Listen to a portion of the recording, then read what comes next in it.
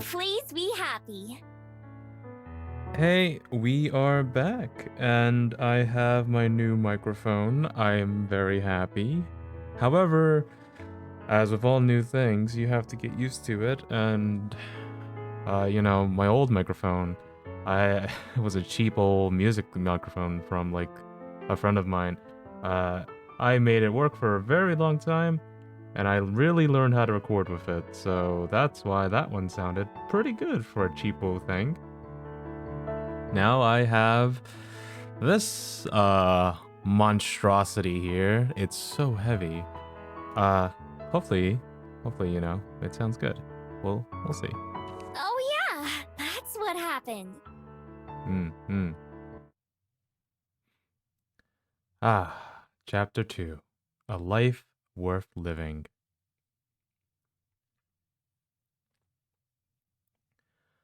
For the second day in a row, I wake up in my I wake up in a soft bed. My bed. It's early. The library downstairs is silent. No one else is here, aside from Juliet. I didn't even transform before falling asleep again last night. Just passed out like this, with human arms and legs. No wonder I'm sore. After I agreed to Juliet's offer, the rest of the day passes by quickly. Aspen and Juliet showed me around the house part of the library, and Juliet made dinner for the three of us. Ooh.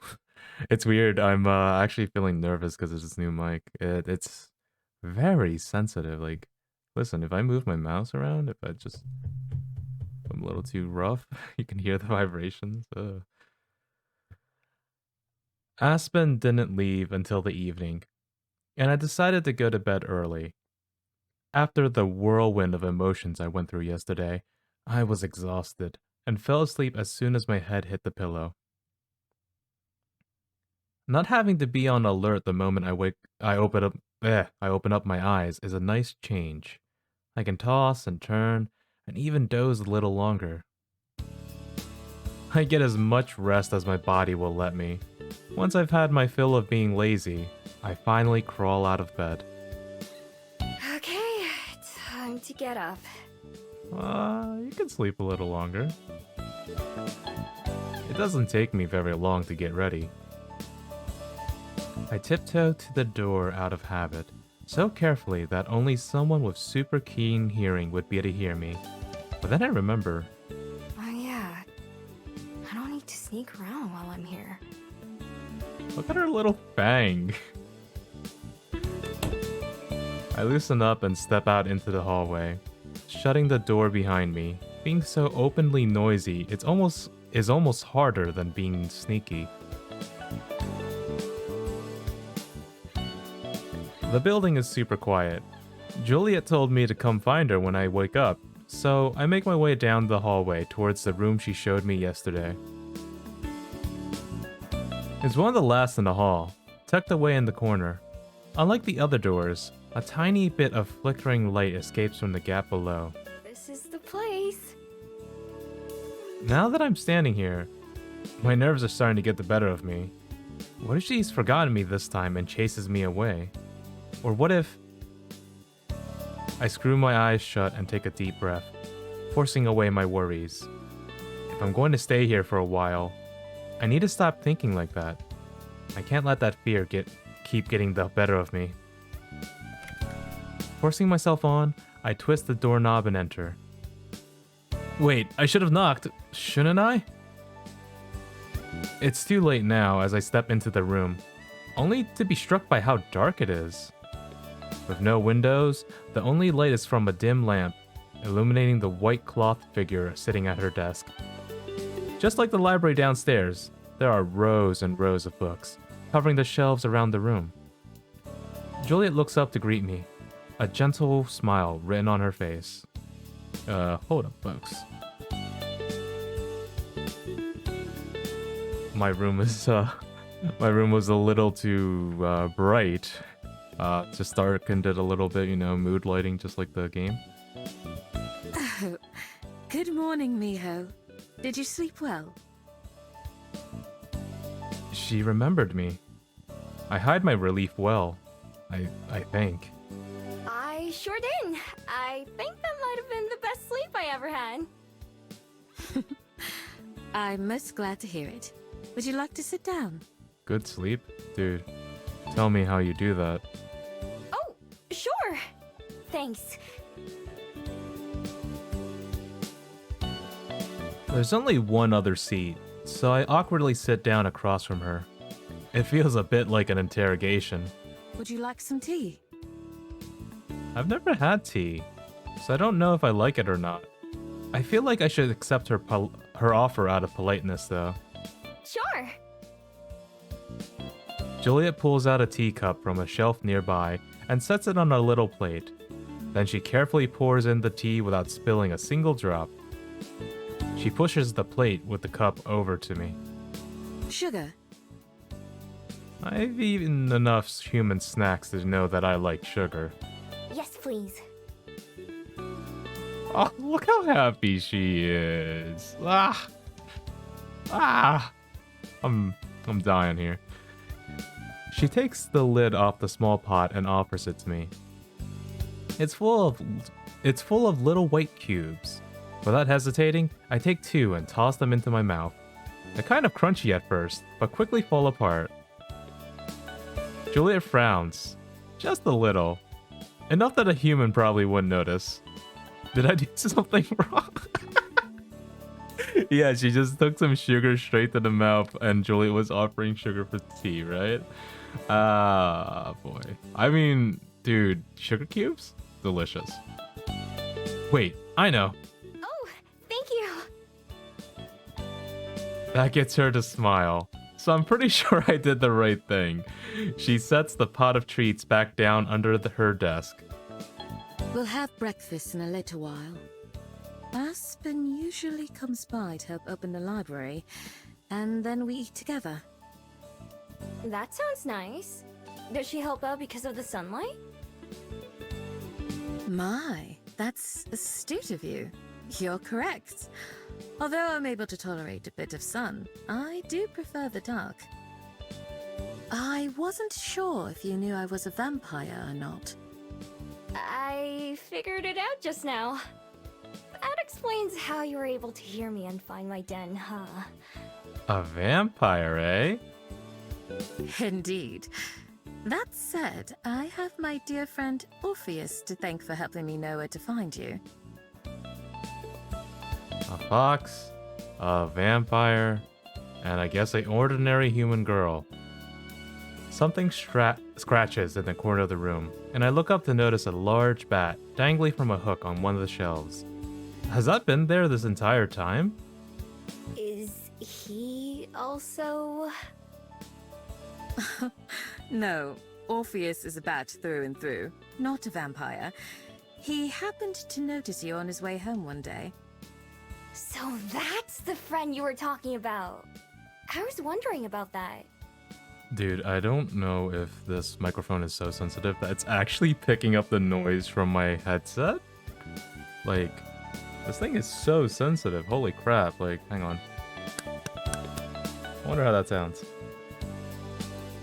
I have the pleasure of knowing several of Wellington's local bats. They keep me apprised of news from around the city. You're not, like... you know...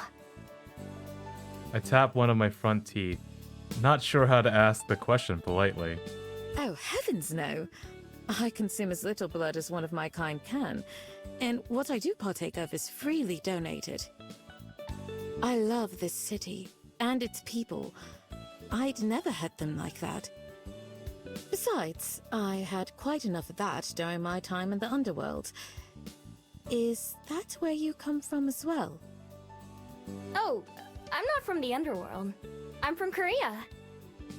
I've heard lots about it, though. I'm one of the only fabled I know of who doesn't come from there. For a long time, I didn't even know that other fabled existed.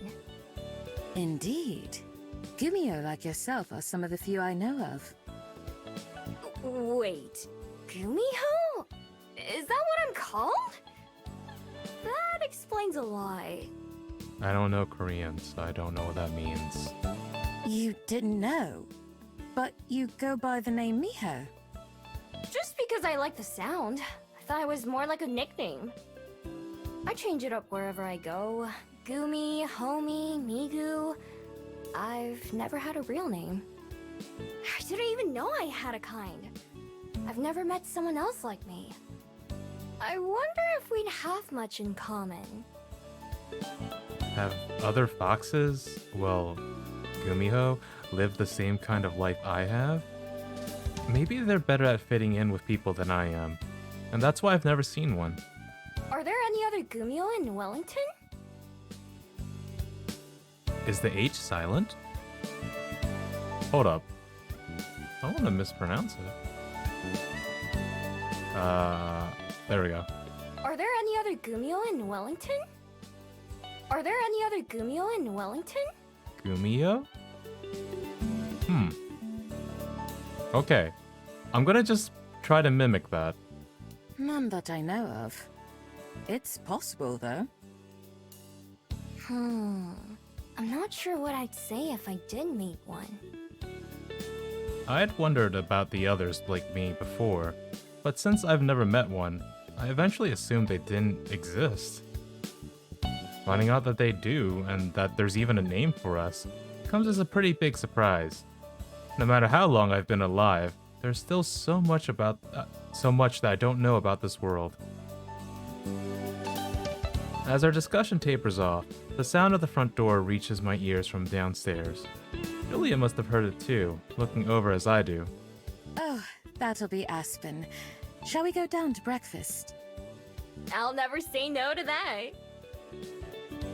Look at her, she's fitting right in. Julia takes to her feet, picking up the lamp and carrying it with her. Orpheus, the bat, leaves the study when we do, though he flies off in a different direction. I guess he won't be joining us for the meal.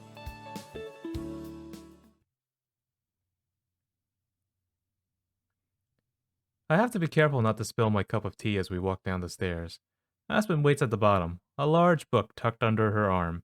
She waves with her free hand to greet us. Good morning, Aspen. It's nice to see you again. Good morning, Juliet. And you too, Miho.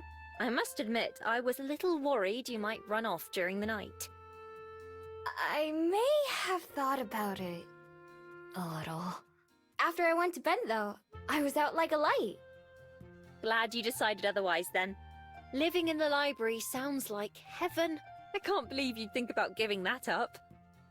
Anyway, I'm opening today, so I can't stay too late. I'll go ahead and take care of the windows. I'll get started on breakfast then. Would you like grape or strawberry jam? I think I'm feeling like strawberry today. Oh, or some of that orange marmalade if there's any left. You have to let Miho try that too. I'll see if we have it. Is that a nonce you have with you? You can just leave him on the desk for now. It sure is. I'll be taking Jacques on the way out. I'll write it down. The two of them stroll off in different directions while I stand on the stairs, unable to follow any of the conversation. Who's Jax? Anonsei? I don't see anyone with you. Yeah, me too, Miho. Like, I'm going to assume they mean books or, like, authors, but, oof. I don't know how to pronounce those names very well, huh? This is a nonce. She taps the cover of the book she brought with her. Yeah, I've read her like a book. Ha He's the author of this. Juliet suggested I read some of his work, but I'm finding him rather dull. Huh. Yeah, sorry, but Miho doesn't know how to read. I try my best to sound interested, but I doubt it's successful. Maybe I'd see the appeal if I could read them. But how can they be better than doing things yourself? After setting the book down on the front desk, Aspen goes into the main room, leaving me alone in the hallway. I make my way down the rest of the steps.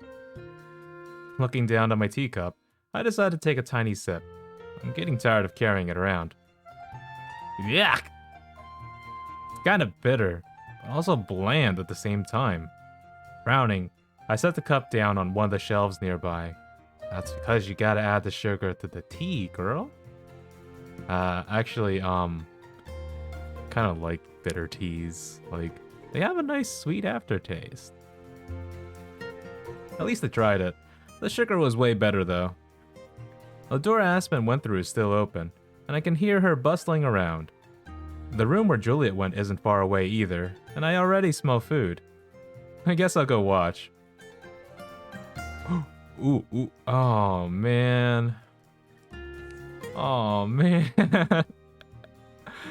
I guess there's an Aspen or a Juliet route. Do I out myself in 4K 60 FPS on the internet? Yes. Aspen is in the book room by now, and I wander through the door she left open. She steps through from window to window, pushing them open and pulling the curtains back. With each one, another sunbeam pours in, and the room gets a little bit brighter. Oh, hey Miho. How was your first night here? Great! After you left, I went to bed early. And then I got to sleep in! You sure do love to sleep. Yes. Yes, I do. Color me even more jealous. I'm working opening shifts most of this week, so I have to be up early every day.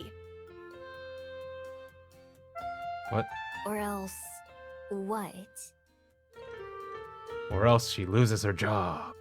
She stops and gives me a frustratingly familiar look. A look that means I've said something weird. Or else I get reprimanded for being late. Duh. Not to be rude, but, have you never had a job? Only being the sassiest fox around town. Nope. I haven't done most human things, if you can't tell. Oh, I certainly can tell. Your life must be fascinating. Someday I'd like to hear about all you've seen and done. I'm really not that interesting. My life is just wandering around for the most part. I try to avoid doing stuff as much as I can. Sounds like the life, Miho. I know plenty of people who would kill for a lifestyle like that, you know. Mm-hmm. Please let me kill for that lifestyle. For legal purposes, that was a joke. After pushing open the last window, Aspen starts to drift around the room, moving chairs and furniture into their spots. Anyway, I come here most mornings just to have breakfast and chat with Juliet, even if I'm not opening. Is there not any food where you live? There usually is, but I enjoy the company as much as the food. Speaking of which, Juliet should be about done by now. Let's join her, shall we? I follow Aspen as she walks on, adjusting and rotating a few more out-of-place items on the way. By the time we reach the kitchen, there's a big pile of buttered toast and different spreads waiting for us on the table. As we walk up to her, Juliet's setting down a plate of sliced fruit and another of fried eggs beside it. I don't know why that was so difficult for me to read. Holy crap. You two are right on time. I was just about to call for you. I have a sixth sense for it, apparently. We all sit down and dig in. The food, of course, is delicious. So, Miho, how will you be spending your first day as an official Wellington resident? Getting to know these cute girls. Obs. I don't know yet. Hadn't really thought about it. Now that you mention it, I'll have a lot more free time now, huh? Yeah, now they don't have to scrounge for food, rob, steal, murder. Usually I'd go hunting for food, or looking for a better place to stay, or... Instinctively, I go silent as I reach for my pocket and the familiar crumpling paper. Or... If it's something you don't want to share, don't feel that you must. Right, that too. I hesitate. I'm not sure I've ever told anyone about my goal, or at least not the specifics. I've had a lot of first times lately, though. That's one more. Besides, maybe the two of them can read. No, it's okay. I've been looking for someone. I wipe my hands first, making sure they don't have any crumbs or grease on them. Then I carefully slide the thin scroll from my pocket. I always keep it in the deepest part, where it won't get wet or damaged. With great care, I gently unroll it, letting the two women see the ink markings brushed onto the scroll. The edges are fuzzy with age by now, but the text is still legible. I think, anyway. They gave me this a long time ago. I don't know what it says. Is that Korean? Maybe Chinese? I'm not able to read either one, unfortunately. They remind me of older Chinese characters, but I can't be certain myself. Hi, I can help. But I'm not too familiar with them either. Not really. I don't know how to read Chinese either. Speak yes, read no. They look a little defeated, but I quickly wave off their concern. It's okay. Nobody I've asked could read it either. For all I know, they might just be scribbles. I thought that maybe if I knew what it said, it would help me find them. It's just really bad handwriting, like mine. Who exactly are they, if I may ask? They're a traveler. I learned that word just to be able to describe them. They were the first human I ever met, and they told me stories about the rest of the world. And you've been searching for them ever since then? Yup, for as long as I can remember. I met them back in Korea, when I was a fox. I couldn't understand what they were saying, not until much later. Reminiscing about them gives me a very particular feeling. It's warm and fuzzy, but also a little sad. I think people call it nostalgia. My voice is a little bit quieter as I finish what I mean to say. But that never stopped them from coming to see me. I don't know their name or even where they're from, but I'll definitely recognize them when I see them again. Both of the women before me are quiet for a moment, visibly thinking over what I've said. After a long while, it's Juliet who speaks first. In that case, I'd be happy to assist in any way I can. Me too, of course. Speaking of which, I may have found something useful to you. I was doing a little bit of research on Gumiho last night. There was surprisingly little to be found compared to some of the other fabled.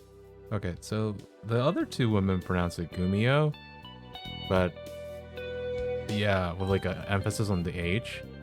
So I don't know how to actually pronounce it. I'll try my best. Wait a sec. You found out that I'm a Gumio too? Well, yes, it wasn't too difficult to look up. Is that odd? So in less than a day, both Aspen and Juliet were able to find out something about myself that I couldn't in a lifetime. I guess not.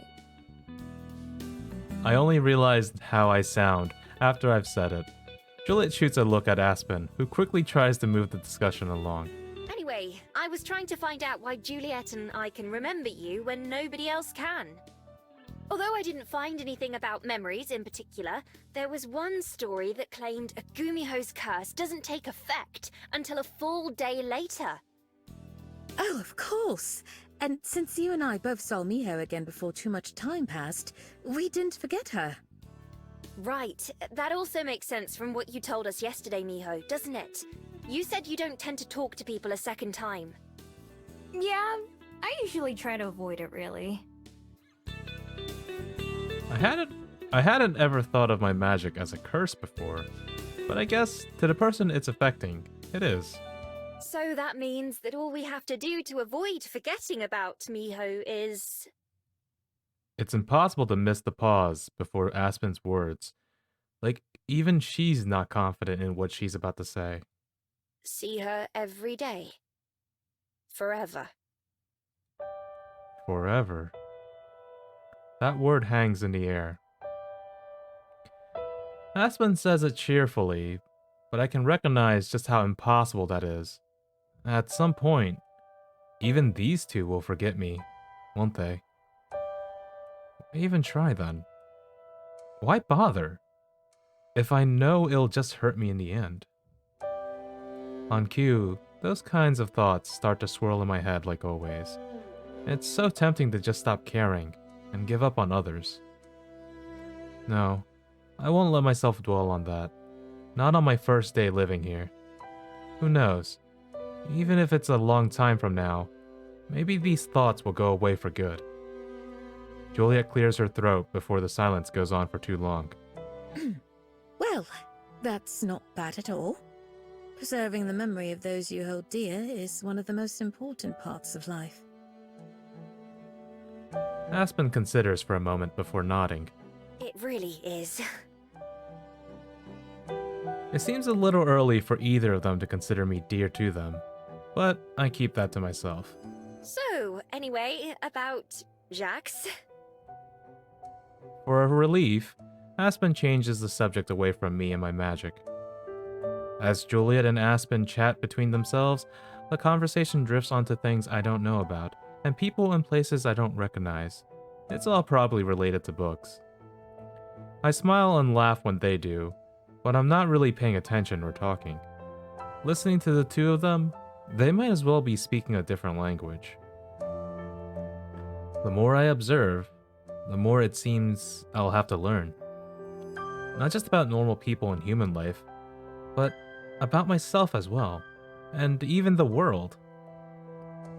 In one day, both Aspen and Juliet were able to figure out what I am, and how my beads work.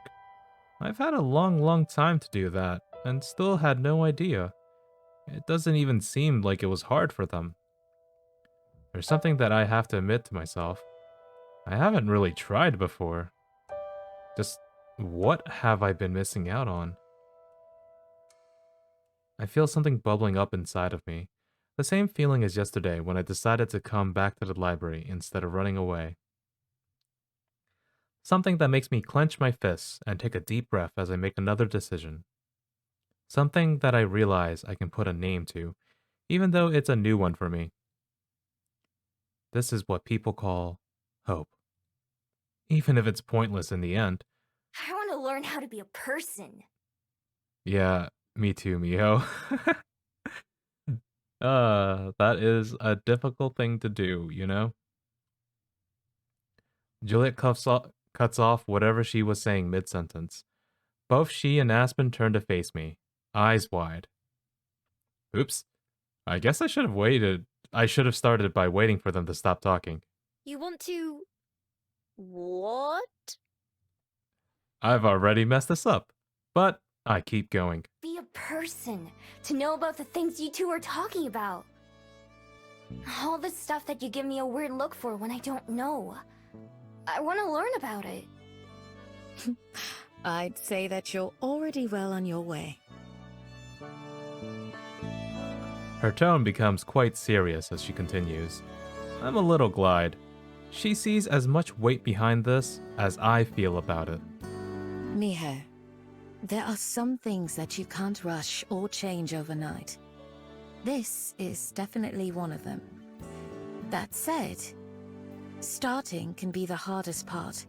You've already taken the first steps. What Juliet said.